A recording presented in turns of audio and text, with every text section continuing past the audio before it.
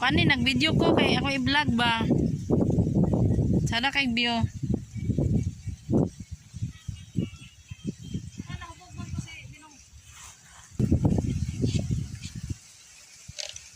Hello guys, overlooking. Tingnan niyo po yung views, ang view namin dito sa bukid. Napaka overlooking po. Ayan. Ayan po ang bahay ng auntie ko. Ayan. Ayan. Maganda dito sa amin. Fresh air.